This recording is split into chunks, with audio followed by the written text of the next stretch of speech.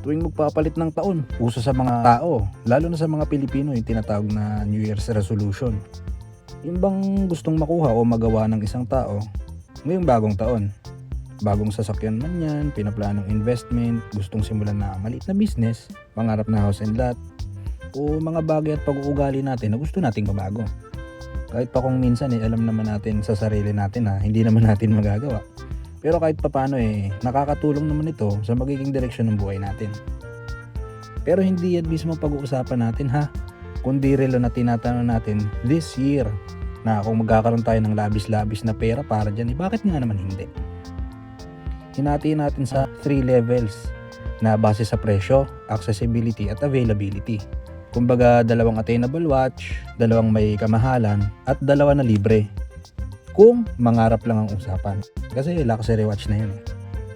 Bago natin simulan, kung mahilig kayo sa mga content na about watches, palambing naman ng isang like at pakisubscribe na din at maging bahagi ng pinakamaalam sa historya at relo ng mga subscribers. Simulan nating mangarap dito sa unang 2 relo sa level 3 at tawagin natin itong I wish watches. Bakit I wish?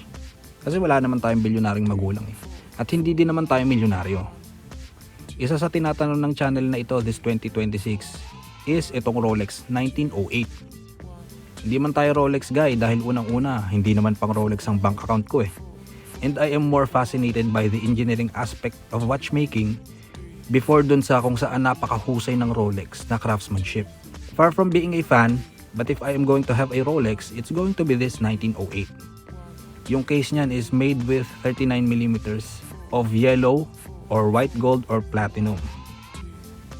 Added to that, sapphire crystal, transparent case back showcasing the in-house caliber called 7140 movement with 66-hour power reserve and a small second sub-dial.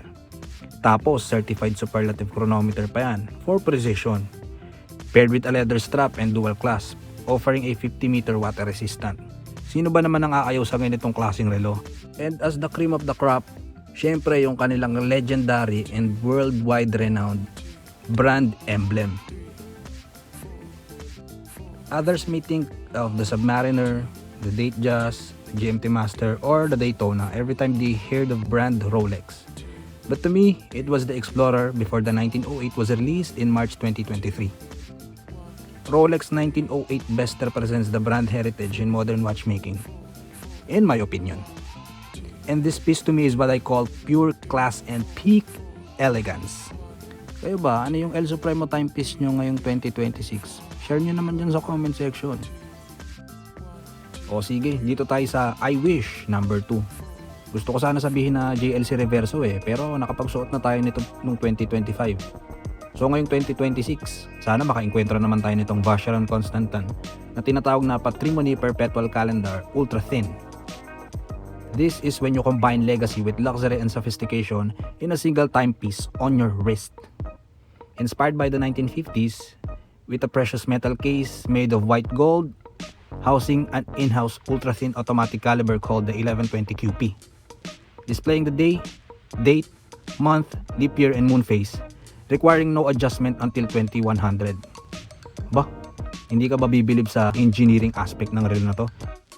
Anyway, not easy to pull off kasi may mga kutis din na binabagayan yung relo. This Patrimony Perpetual Calendar is a great representation of the brand's watchmaking at its finest.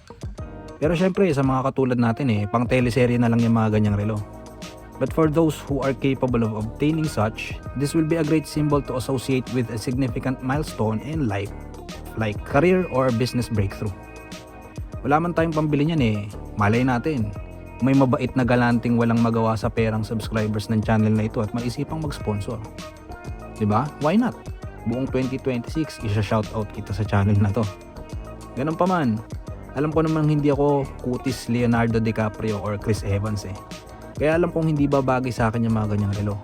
Pero thank you in advance na din sa mag-i-sponsor. Kayo ba, kung may mga pinakamamahaling relo kayo na tinatanaw this year, ano yun? Itong next pair, masyadong maraming mapagpipilian sa level na ito Pero itong dalawa muna yung priority natin this year. Mas mababa yung presyo nito sa dalawang nauna, kaya anong malay natin. Pero depende pa din sa kalooban ng ating kataas-taasan. hindi man tayo magkaroon makapag-feature man lang tayo this year. Kahit pre-love lang, kumbaga something expensive but super nice.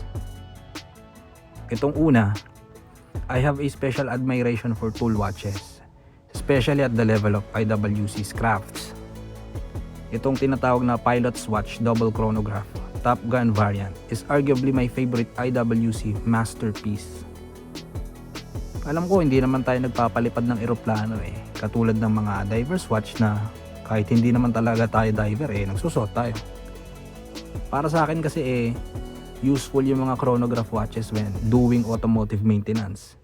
Pagka magpa-flashing ako ng kung anumang klaseng fluid ng sasakyan. This watch combines elegance, style, and functionality. Tsaka medyo Tom Cruise ang datingan natin pagka nakaganyang relo tayo. Datingan lang hindi yung mukha. Alam ko naman kahit magkaganyang relo ako hindi ko na maikapopogi. To me, IWC has one of the toughest built in a top tier watchmaking standpoint. From the choice of materials, the solid build and configuration, to its extreme durability testing. They also have developed materials such as zeranium metal dun sa mga case ng relo nila. Yan yung pinagsamang ceramic components at titanium metal para sa mga watch cases nila. Syempre, the watch will possess both properties. Refined beauty of ceramic at syempre durability at pagiging lightweight ng titanium.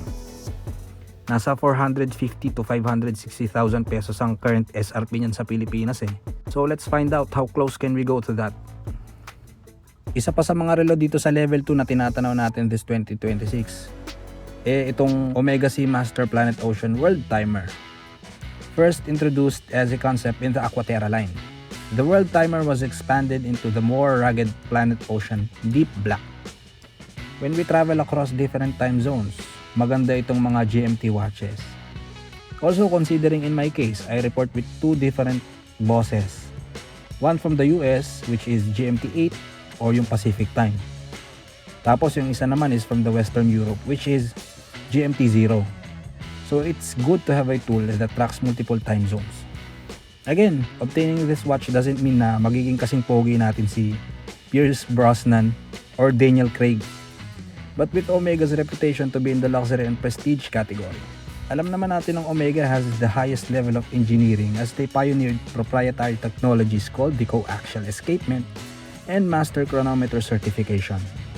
You will going to have that iconic heritage with quality and durability that's going to last for generations. Malay natin this 2026. Sa Switzerland naman tayo makapag-exploration ng mga relo. Or kung kayo malay nyo makapag-abroad kayo this year. Although it doesn't have to be this expensive naman, a GMT watch would be a good pair of that achievement. Pag-usapan naman natin ang third category pair. Tawagin natin I must have itong mga watches na ito. Initially, gusto ko sana something from Citizen Kaso we've been exposed to a lot of it last 2025.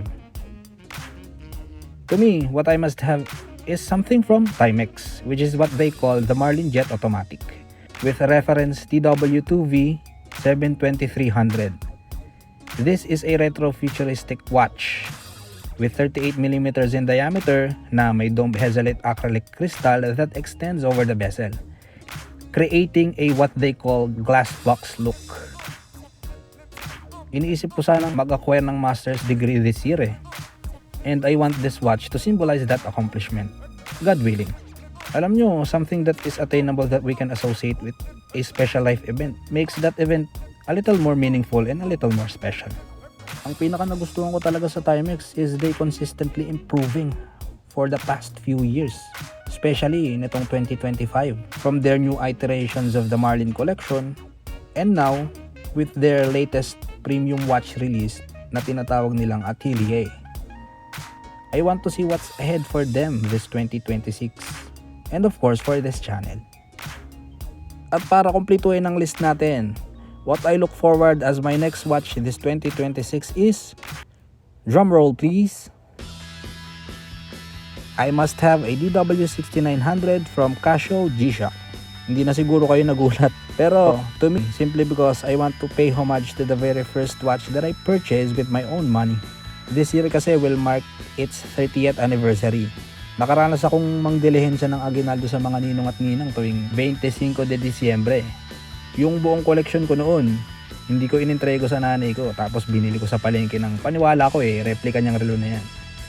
Kumbaga, para feeling of nostalgia, I must have this watch in 2026. Or maski anong retro model ng Casio G-Shock. Bakit ba gustong gusto ko nung relo na yan nung bata ako? Sikat na sikat kasi yan noong 90s Kasabayan nung kasagsagan ng SWAT, panahon pa nung beeper yan, tsaka nung bago pa mauso yung mga Tamagotchi.